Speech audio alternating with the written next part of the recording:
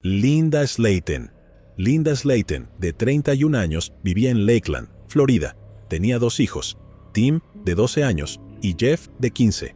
La mañana del 4 de septiembre de 1981, la hermana de Linda, Judy Butler, había ido a su casa para que las dos pudieran tomar café. Sin embargo, cuando llegó, Judy encontró el cuerpo de su hermana y rápidamente llamó como loca al 911. Linda estaba acostada en la cama, con una percha de alambre alrededor de su cuello. La habían agredido sexualmente y estrangulado sin piedad. Los investigadores que llegaron al lugar tuvieron que darle la noticia a sus 2 hijos. Encontraron a Jeff durmiendo en la sala de estar y le dijeron que se pusiera algo de ropa y saliera.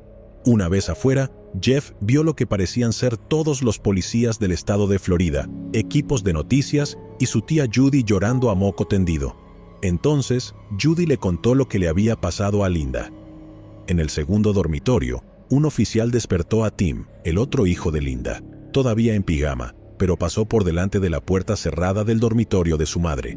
Luego, la puerta se abrió y un oficial salió de la habitación. Vio en sus ojos toda la escena del crimen. Los investigadores creyeron que el perpetrador entró por la ventana del dormitorio de Linda porque le habían quitado la pantalla. También encontraron una huella de palma en el alféizar de la ventana. Además, pudieron recolectar de su cuerpo ADN perteneciente a un hombre desconocido. Los investigadores intentaron aprender más sobre Linda para intentar descubrir si el responsable era alguien cercano a ella. Pensaron en el ex marido de Linda, Frank Slayton. Se divorció de él en 1974 cuando tenía 24 años. Era un alcohólico violento y se volvía abusivo y golpeaba a Linda. Aunque era un imbécil, los investigadores no pudieron vincularlo con el crimen. Otra persona que observaron los investigadores fue Jeff Slayton. Lo entrevistaron varias veces, pero tampoco pudieron demostrar que fuera el responsable. Los investigadores también indagaron a Joe Mills. Mills, de 20 años, era el entrenador de fútbol de Tim en la escuela. Después de divorciarse, Linda tuvo dificultades para encontrar trabajo. Se confeccionaba su propia ropa para ahorrar dinero y no podía permitirse un coche. Mills llevaba a Tim desde y hacia la práctica todos los días, pero los detectives tampoco pudieron vincular a Mills con la escena del crimen. El sargento Edgar Pickett trabajó en el departamento de policía de Lakeland como experto en huellas dactilares. Recorrió toda la escena del crimen y fue quien encontró la huella de la palma en el alféizar de la ventana. La huella de la palma y el ADN extraído del cuerpo de Linda se almacenaron para poder utilizarlos en una fecha posterior. Jeff y Tim se mudaron con sus abuelos. Clarence y Margaret Harris estaban aterrorizados y casi nunca salían de casa. Todos durmieron en la misma habitación excepto el abuelo Harris, quien hacía guardia con una pistola toda la noche mientras dormían. Los abuelos esperaban que un rápido regreso a las rutinas familiares ayudara a sus angustiados nietos. Unas semanas después del funeral de su madre, los niños regresaron a la escuela y decidieron centrarse en el fútbol. Esta es una foto del equipo de fútbol de Tim, tomada un mes después de que le quitaran la vida a Linda. Tim colgó la foto en su dormitorio y dijo que le recordó algo que le enseñó su madre: a seguir adelante y nunca rendirse. En los últimos años, Jeff y Tim declararon que todavía hay dolor y culpa por no escuchar nada esa noche, por no acudir al rescate de su madre. Afortunadamente, en marzo de 1999, los investigadores habían desarrollado un perfil de ADN completo de la persona que quitó la vida a Linda. Todo lo que necesitaban era una coincidencia. El detective Brad Grice se hizo cargo del caso en 2001. Tomó docenas de muestras de ADN de personas de interés anteriores y las envió al Departamento de Aplicación de la Ley de Florida para su comparación. Luego, el detective Grice se reunió con Jeff y Tim. ¿Para qué? Para tomar muestras de ADN de los hermanos con tal de aclararlos nuevamente. También les prometió que no se jubilaría hasta resolver el caso de su madre. Frank Slayton, que había dejado de beber, también ofreció una muestra, pero ninguna coincidía. Luego, en septiembre de 2001, el detective Grice recibió una pista. Casi un año después de que le quitaran la vida a Linda, un hombre de 24 años llamado Jimmy Ulmer arrastró a una niña de 10 años por la ventana de su dormitorio y casi le quita la vida. Ulmer fue declarado culpable de ello y sentenciado a 80 años de prisión. El salvaje asalto parecía inquietantemente similar al caso de Linda. Además, el detective Grice descubrió que cuando la vida de Linda terminó, Jimmy Ulmer se estaba quedando con un amigo que vivía en el mismo complejo de apartamentos que Linda. el detective Grice, junto con Jeff y Tim, confiaban en tener a su hombre. Ulmer falleció en prisión en 1996, pero Grice obtuvo una muestra de ADN de su madre. Cuando su ADN no coincidió con el ADN de la escena del crimen, fue una gran decepción. Se sentía como si hubieran vuelto al punto de partida. En 2005, el detective Grice fue dirigido a una nueva unidad de casos sin resolver y consiguió que el FBI ejecutara el perfil de ADN continuamente en todos los bancos de datos federales. Sin embargo, los años siguieron pasando sin que hubiera rival. En 2015, el detective Grice tuvo problemas médicos que lo obligaron a jubilarse, por lo que lamentablemente no pudo cumplir su promesa. No obstante, no se perdieron todas las esperanzas, ya que en 2018, la innovadora tecnología de ADN comenzó a electrizar a la comunidad policial. La genealogista genética C.C. Moore decidió pues hacerse cargo del caso de Linda. Era una reconocida experta en el campo de la genealogía genética de investigación. En concreto, C.C. había sido responsable de resolver muchos casos sin resolver, muchos de los cuales han sido cubiertos en este canal. Moore subió el perfil de ADN a un sitio web público de genealogía llamado GEDmatch. Luego construyó meticulosamente, rama por rama, el árbol genealógico del culpable. Hizo estas conexiones estudiando minuciosamente certificados de nacimiento, licencias de matrimonio, obituarios y redes sociales para completar el árbol genealógico con nombres. Moore explicó que descubrió 3 ramas del árbol genealógico del perpetrador que se redujo a la persona más probablemente responsable. Dijo que las 3 redes genéticas convergieron en un árbol genealógico que apuntaba a una familia inmediata. El hombre era el único hijo varón de esa familia, así que tenía que ser él. Ese fue el contribuyente de ADN. Después de cientos de pistas y callejones sin salida, después de que decenas de sospechosos fueran investigados y absueltos, C.C. Moore identificó al hombre en un fin de semana. El hombre era Joseph Clinton Mills, el entrenador, quien llevaba a Tim desde y hacia la práctica. Aún así, las autoridades querían estar seguras antes de notificar a los hermanos. El informe final de C.C. Moore de 2019 confirmó que Joseph Mills, quien entonces tenía 58 años, vivía en Kathleen, Florida, aproximadamente a media hora de la escena del crimen. Los detectives Tammy Hadcock y Russell Hurley fueron la próxima generación de investigadores de Lakeland que trabajaron en el caso de Linda. Los detectives revisaron los expedientes originales del caso y descubrieron que Mills fue entrevistado inicialmente, pero solo brevemente. Mills les dijo que dejó a Tim en su casa y que no sabía qué le pasó a Linda. Los detectives descubrieron que Mills fue condenado en 1984 por hurto mayor por falsificar un testamento. Nunca fue a la cárcel, pero le tomaron las huellas dactilares y también la huella de la palma. En agosto de 2019, los investigadores compararon esas huellas con la huella de la palma que el sargento Pickett levantó del alféizar de la ventana de Linda casi 38 años antes. Hubo una coincidencia. La genealogía genética de alta tecnología había identificado a Mills como el probable culpable y una huella de palma antigua ayudó a confirmar su identidad. El detective Hadcock y Hurley aún necesitaban comparar una muestra nueva de ADN de Mills con el ADN de décadas de antigüedad recuperado de la escena del crimen. De forma encubierta, llevaron la basura de Mills al departamento de policía. Descubrieron un trozo de cinta adhesiva médica usada y lo enviaron al laboratorio de delitos del Departamento de Aplicación de la Ley de Florida para su análisis. 11 días después, volvieron las pruebas y se confirmó que Joseph Mills le quitó la vida a Linda Slatten. Solo entonces se pudo informar a sus hijos Jeff y Tim que el monstruo había sido capturado. Tim dijo que había admirado al entrenador Joe y que ahora le daba asco tener esa foto suya todos estos años. Aún más repugnante fue que Mills continuó llevando a Tim hacia y desde la práctica después de que le quitó la vida a Linda. El 12 de diciembre de 2019, los detectives arrestaron a Joseph Mills. Aquí hay una foto de la detective Tammy Hadcock leyéndole sus derechos. No mostró ninguna emoción y no preguntó por qué lo arrestaban, casi como si ya lo supiera. Después del arresto, Tim y Jeff fueron a encontrarse con el sargento Edgar Pickett, que ahora tiene 94 años, para agradecerle personalmente por haber recogido la huella de la palma hace tantos años. En 2022, Mills se declaró culpable de todos los cargos. En el momento de su sentencia, la familia de Linda quiso saber por qué. Jeff le gritó en el tribunal: ¿Por qué? Solo quiero saber por qué. Joe, ¿por qué me quitaste a mi mamá? Amaba a mi mamá, estábamos felices. La respuesta de Mills enfureció a todos. Soy una buena persona, no soy esa persona que me pintan. En febrero de 2022, Mills fue sentenciado a cadena perpetua sin posibilidad de libertad condicional. C.C. Moore dijo, porque en el momento en que se cometió este crimen, ni siquiera sabían que el ADN se iba a utilizar en investigaciones criminales.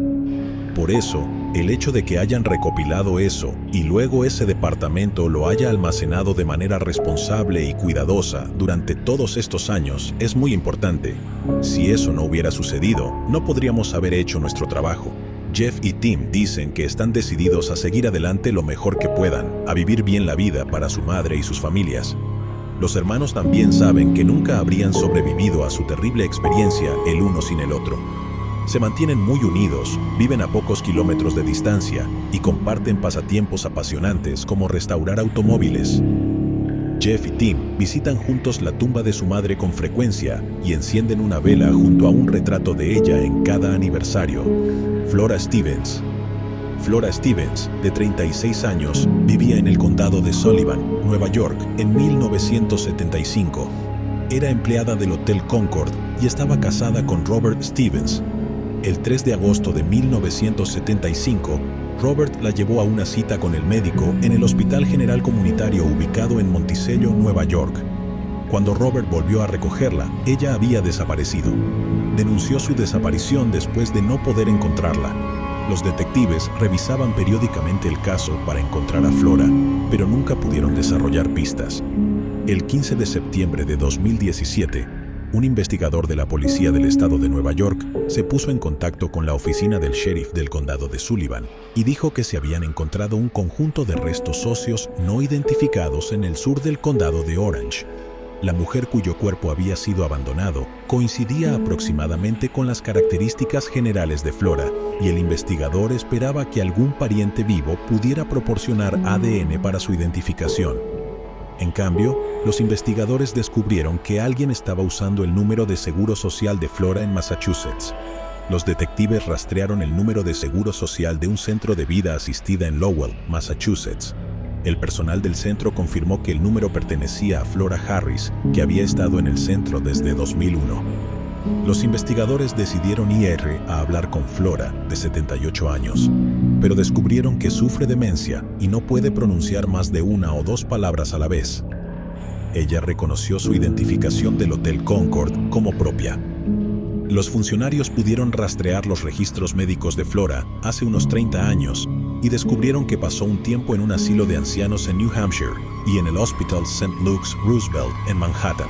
Desafortunadamente, debido a su enfermedad, todavía es un misterio cómo y por qué desapareció de Monticello en 1975 y a dónde fue.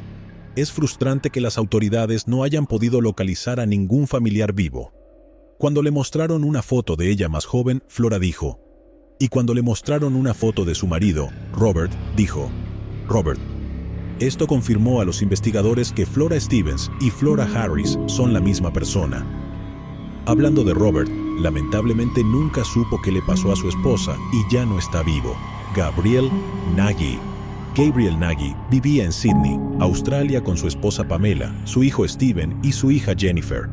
Gabriel emigró a Australia con sus padres cuando era un niño y le encantaba vivir allí. Era un padre devoto y tenía una familia que lo respetaba y no podía imaginar que algo se interpusiera entre ellos. Pero, lamentablemente, algo sucedió. Gabriel trabajaba como instalador de tiendas, ayudó a empresas a construir espacios comerciales en la ciudad. Sin embargo, quería ser contador y estaba tomando clases para lograr su sueño.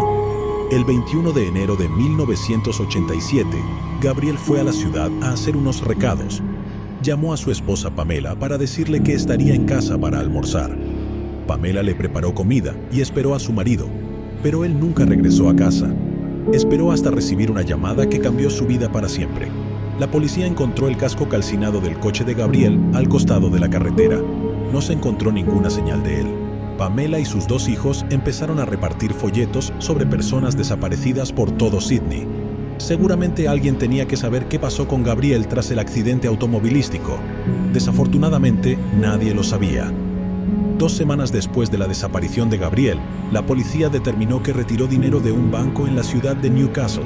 Newcastle está a unas 100 millas de Sydney. Su familia tenía esperanzas sobre la nueva pista y creía que esto les ayudaría a encontrar a Gabriel. Sin embargo, la pista se convirtió en un callejón sin salida y el caso quedó congelado durante 2 décadas más. Había un agente de policía de alto rango llamado Georgia Robinson. Se prometió a sí misma que resolvería este caso. En su último intento de encontrar a Gabriel, hizo precisamente eso en 2012. Revisó algunos archivos cuando encontró algo interesante. El sistema Medicare de Australia mostró documentos de que una persona llamada Gabriel Nagy se sometió recientemente a una cirugía ocular. Los registros también mostraron que el hombre tenía otro nombre, Ron Saunders. El agente Robinson llamó a este hombre. Él le dijo que las últimas 2 décadas de su vida fueron confusas, por decirlo menos. Pasó la mayor parte de su tiempo sin hogar, vagando de ciudad en ciudad. Eso fue hasta que un pastor llamado Barry Hayo se encontró con Gabriel. El pastor le dio a Gabriel un trabajo en la iglesia como conserje. Gabriel obtuvo el nombre de Ron Saunders de un letrero de Queensland Saunders Beach mientras deambulaba. Poco a poco recuperó la memoria, por lo que cuando se sometió a la cirugía ocular, también dio el nombre de Gabriel Nagy. Robinson voló hasta donde vivía actualmente Gabriel y le mostró fotografías de su familia. Más y más recuerdos comenzaron a regresar. El accidente automovilístico que sufrió Gabriel lo dejó con una grave lesión en la cabeza. Luego cayó en un estado de fuga que lo llevó a olvidar todo acerca de su vida. Gabriel describió la situación como irreal. Todavía no recordaba del todo a su familia. Prometió mantenerse en contacto, pero no se atrevía a volver a vivir con su familia. Esta es una fotografía de Pamela y su hija Jennifer con el álbum de fotos que le mostraron a Gabriel. Y aquí hay una foto de Gabriel y Jennifer cuando se vieron por primera vez en 2012. Carlina White. Carlina Renee White nació el 16 de julio de 1987 en la ciudad de Nueva York de padres Joy White y Carl Tyson. El 4 de agosto de 1987, cuando Carlina tenía 19 días, sus padres la llevaron al hospital porque tenía fiebre.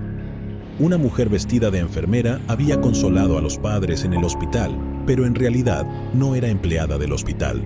Su nombre es Ann Petway. A Petway se le ocurrió la idea de hacerse pasar por enfermera en el hospital para poder secuestrar a un bebé.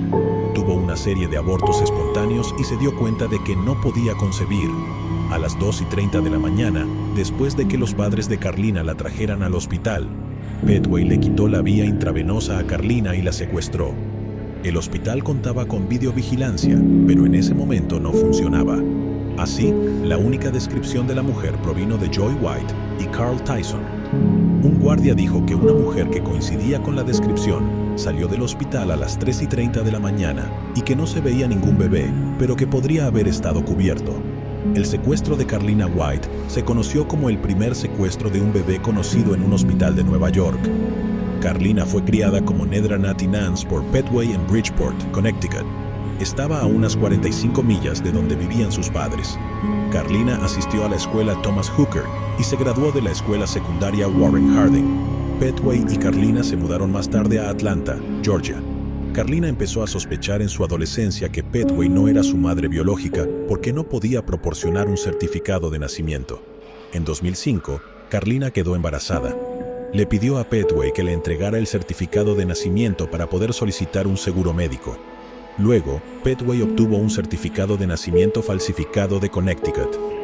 Cuando Carlina intentó utilizarlo, los funcionarios le dijeron que era un documento falsificado. Cuando Carlina se enfrentó, Petway confesó que ella no era su madre biológica. Sin embargo, Petway no dijo toda la verdad. Le dijo a Carlina que había sido abandonada por un drogadicto. Cuando Carlina tenía 23 años, utilizó sitios web como el Centro Nacional para Niños Desaparecidos y Explotados. Allí encontró imágenes de Carlina White secuestrada que parecían fotos infantiles de ella misma como Nedra y las de su hija Simani.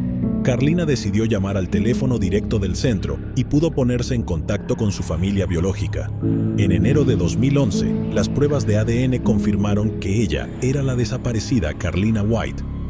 Después de la confirmación de que Nedra Nance era en realidad Carlina White, la Oficina Federal de Investigaciones inició una búsqueda de Ann Petway. Petway se entregó a la oficina del FBI en Bridgeport la mañana del 23 de enero de 2011. Petway confesó y dijo a los investigadores federales que secuestró a Carlina después de sufrir varios abortos espontáneos debido al estrés sobre si algún día podría ser madre. El 30 de julio de 2012, Ann Petway, de 50 años, fue condenada a 12 años de prisión. El juez dijo que ella era egoísta e infligió a una pareja la peor pesadilla de un padre. Petway cumplió su condena en la Institución Correccional Federal de Aliceville, en Alabama, hasta que fue liberada el 14 de abril de 2021. El reencuentro de Carlina con sus padres no fue tan sencillo. Hubo conflictos por el dinero, el hecho de que Carlina todavía quería que la llamaran Natty y su amor por Ann Petway. Pero con las últimas actualizaciones públicas, afortunadamente parece que Carlina hizo las paces con sus padres y todos se llevan bien. Nguyen Thi Van. Nguyen Thi Van era un estudiante de 16 años que vivía en Hanoi, Vietnam, en 1992. Nguyen era muy hermosa y atrajo la atención de muchos niños. Esto la llevó a no centrarse en sus estudios en absoluto y pasó la mayor parte de su tiempo con sus amigos. Una de esas noches llegó a casa después del toque de queda y su madre se negó a abrirle la puerta. Esa noche, Nguyen desapareció. Su madre Vu Thi se arrepintió mucho de lo que hizo. Ella fue citada diciendo: "En el momento pensé que mi hija fue corrompida, hoy no es tan grave". Después de ser rechazada en su casa, Nguyen fue a un bar de karaoke con sus amigos donde conoció a una mujer llamada Tan. Esta mujer llevó a Nguyen y a sus amigos a un bar cerca de la frontera china de Vietnam. Pasaron la noche bebiendo y cantando. A la mañana siguiente, Nguyen se despertó y se sorprendió al saber que ella y sus amigos estaban cautivos en una casa en China. La mujer obligó a Nguyen y sus 3 amigos a casarse con hombres chinos de alrededor de 70 y 80 años. Cuando Nguyen se negó, fue castigada. Nguyen fue presentada a 5 hombres para que se casara. Uno de ellos tenía 40 años. Se casó con el hombre que tenía 40 años, ya que tenía miedo de lo que iban a hacer con ella si se negaba en absoluto. Un año más tarde tuvo un hijo con su marido y se enteró de que la casa en la que vivían estaba situada en la provincia de Guangdong. Nguyen trató de huir 2 veces y ambas veces fracasó.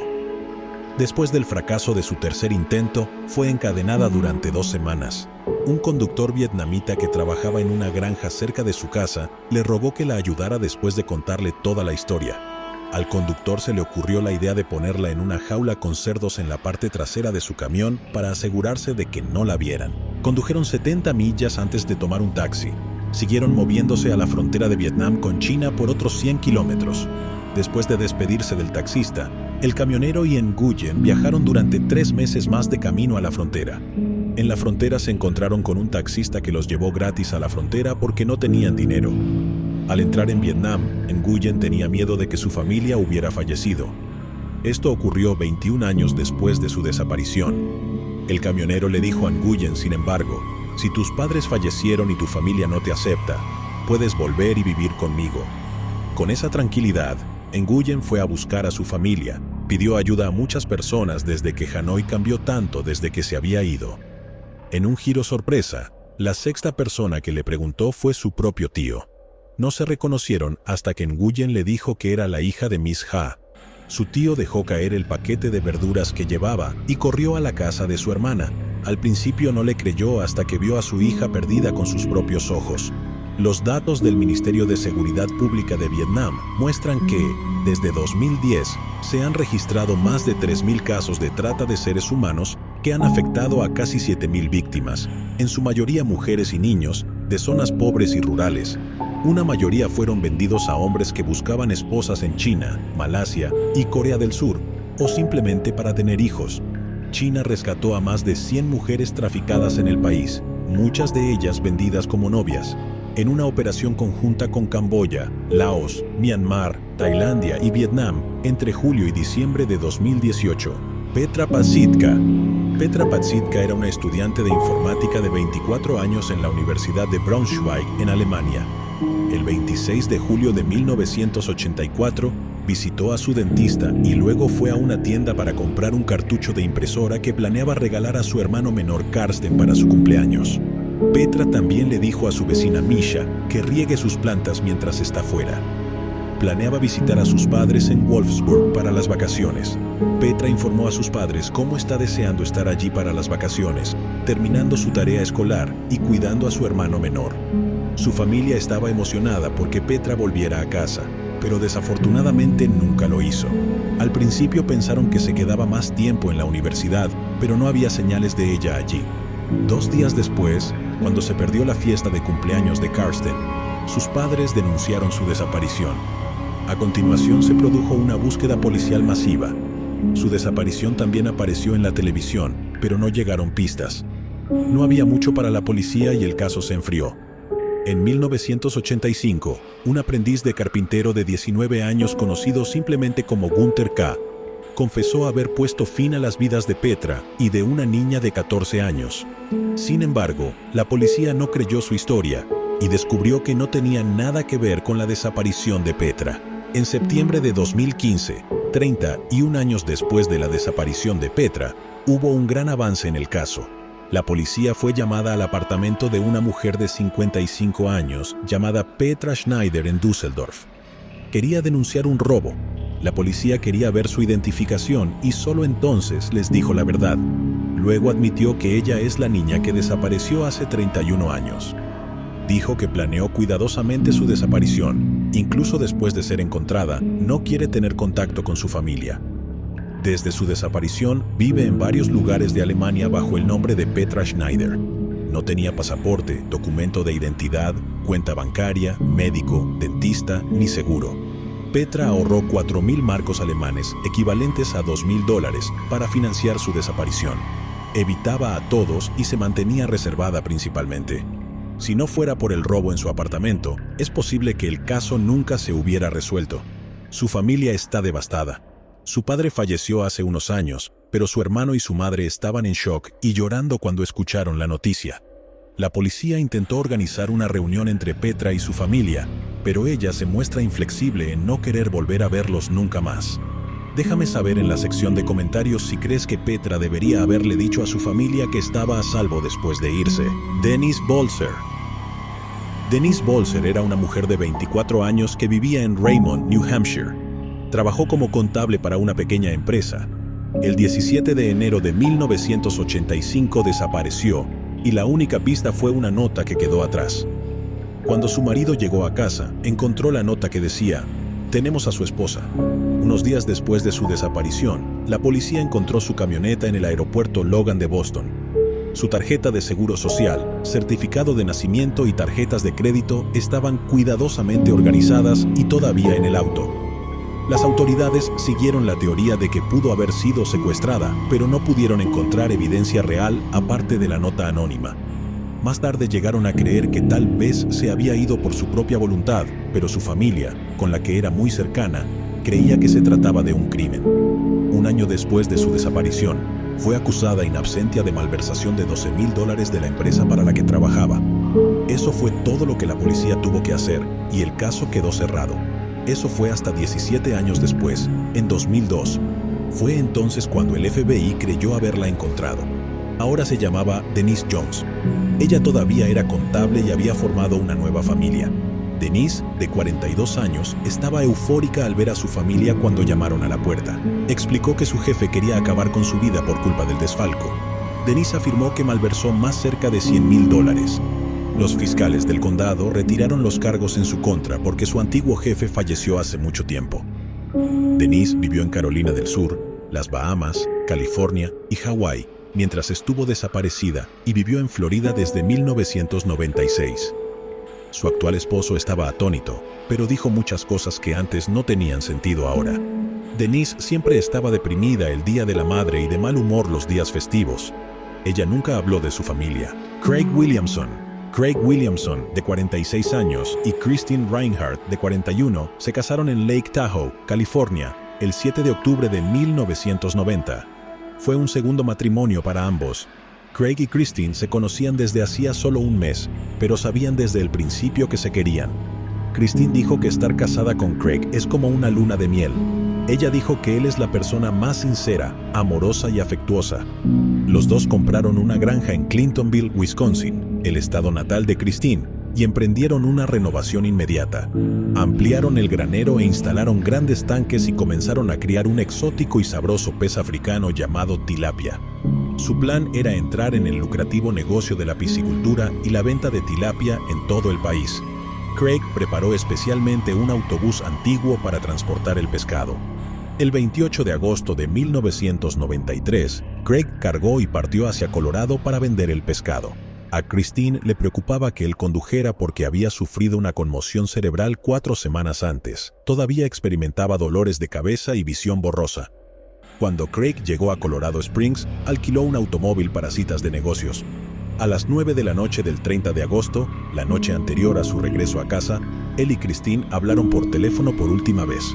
Craig estaba a 1000 millas de la granja en Clintonville, Wisconsin, cuando desapareció en Colorado Springs. Al día siguiente, sus tarjetas de crédito fueron descubiertas en un mercado en El Paso, Texas, 675 millas al sur de Colorado Springs. 2 semanas después, en Juárez, México, justo al otro lado de la frontera con El Paso, el auto alquilado de Craig fue encontrado abandonado. No se encontró nada útil alrededor o dentro del vehículo. No hay señales que indiquen dónde estaba Craig o qué le pasó. No había señales de juego sucio. Christine tenía 2 opciones. Podía quedarse en casa esperando a que la policía de ciudades lejanas la llamara, o podía hacer algo ella misma. Christine hizo algo. El 14 de septiembre de 1993, Christine llegó a Colorado Springs. Colocó folletos sobre personas desaparecidas en las zonas donde había estado Craig.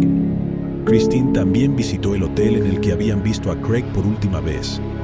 Uno de los empleados le mostró la habitación 112 donde se había alojado Craig. Él le mostró el baño y le dijo que todas las cosas de Craig estaban allí y que tenía un libro en el lavabo. En el dormitorio, le mostró que el equipaje de Craig estaba en la silla al lado de la cama. El equipaje estaba desempaquetado y sin abrir. La cama estaba hecha y parecía que no habían dormido en ella. No hubo evidencia de que se hubiera producido ninguna lucha. Christine creía que Craig había sido atacado el día que desapareció. Ella creía eso debido a sus heridas anteriores. Se fue a un lugar desconocido. El detective Robert Johnson dirigió la investigación en Colorado.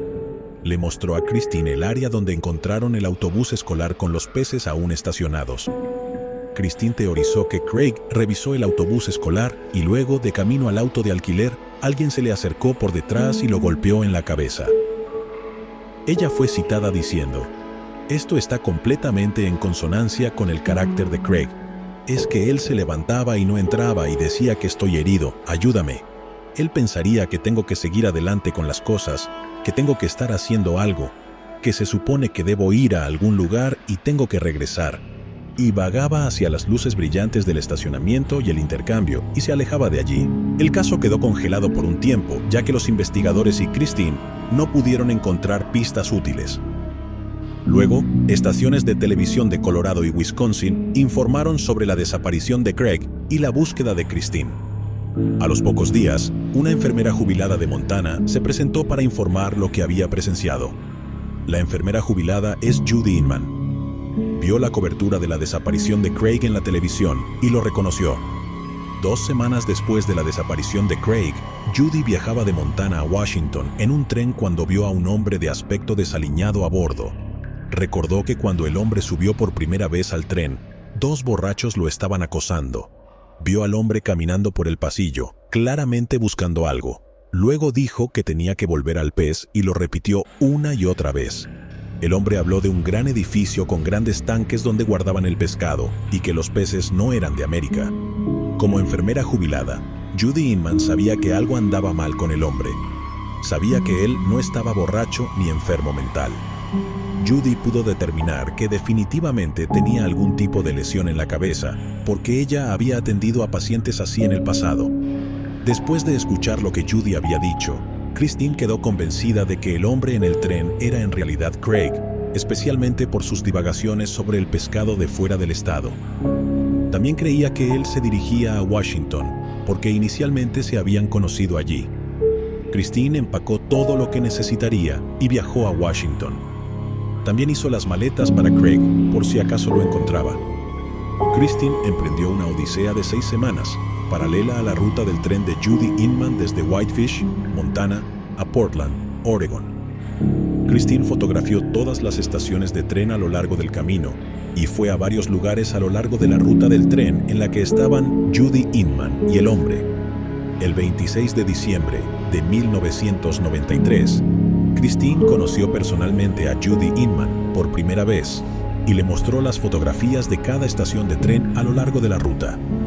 Judy creía que el hombre parecido a Craig se había bajado en Wishram, Washington, cerca de la frontera con Oregón. Reconoció el edificio porque era pequeño y recordaba el color. Christine creía que Craig podría haber confundido a Wishram con Washougal. Washougal es una ciudad en la que Craig había vivido durante la década de 1980. El hijo de Craig fue a Wishram y cubrió el área con este cartel, pero no surgieron nuevas pistas. Desafortunadamente, no se encontró ningún rastro de Craig. Luego, Christine habló de lo difícil que fue regresar a la granja en Wisconsin con las manos vacías. Fue absolutamente terrible conducir de regreso hasta aquí después de buscar a Craig durante las 6 semanas que lo hice. Este lugar era tan frío y vacío, donde quiera que mirara las cosas me recordaban a Craig todo el tiempo. No puedo rendirme, nunca me rendiré. Lo buscaré constantemente hasta que ya no esté vivo o lo encuentren. Esas son las dos únicas opciones. Sé que está vivo y sé que algún día lo encontraré. El problema es que no sé cuándo y tengo que seguir aguantando. La parte más difícil es aguantar. Los investigadores sospecharon que Craig pudo haber simulado su desaparición basándose en cómo sus tarjetas de crédito quedaron a la vista. También notaron que su auto alquilado tenía recortes de barba. Los técnicos del laboratorio determinaron que habían sido cortados con tijeras, sugiriendo que estaba cambiando su apariencia. Llevaba consigo $2,500 en efectivo cuando desapareció. Él y Christine también invirtieron todo su dinero en la granja y pidieron prestados otros $400,000. Su autobús parecía mal equipado para traer pescado de Colorado. No tenía tanques, comida para peces ni refrigeradores. El 25 de mayo de 1994, la desaparición de Craig fue cubierta en Unsolved Mysteries. Lo describieron como un hombre de 49 años que medía 5 pies y 10 pulgadas y pesaba 190 libras. Tenía cabello gris y ojos azules. También mostraron imágenes de televisión de Craig. Fue filmada en Wisconsin en febrero de 1993, 6 meses antes de que Craig desapareciera. En un giro, Craig vio una retransmisión de la transmisión y se reconoció a sí mismo en julio de 1995. Vivía en Key West, Florida. Afirmó que lo asaltaron en Colorado Springs y desarrolló amnesia, que había empeorado debido a la conmoción cerebral que había sufrido el mes anterior a su desaparición. Craig no podía recordar mucho más del ataque y afirmó que se despertó en un hospital con el nombre de Ron. También afirmó que deambuló sin rumbo por los Estados Unidos antes de llegar a Key West, donde encontró trabajo como buzo. Craig pronto se puso en contacto con Christine y con su ex esposa. Lamentablemente, no recordaba a Christine ni a su familia. Sin embargo, Christine y Craig se reunieron unos días después. Más tarde, los dos viajaron a Colorado Springs, con la esperanza de que algo refrescara su memoria. Sin embargo, el viaje no tuvo éxito. Decidieron divorciarse, pero siguieron siendo amigos. Craig se mudó a California para quedarse con amigos, mientras que Christine se mudó a Wyoming para comenzar una nueva vida. A pesar de las afirmaciones de Craig, los investigadores todavía sospechan de su amnesia y creen que fingió su desaparición. Creen que se escapó para escapar de las deudas y de las responsabilidades de dirigir su nuevo negocio. Llegados aquí, ¿acaso no has visto este otro crimen? Yo no me lo perdería, ¿eh?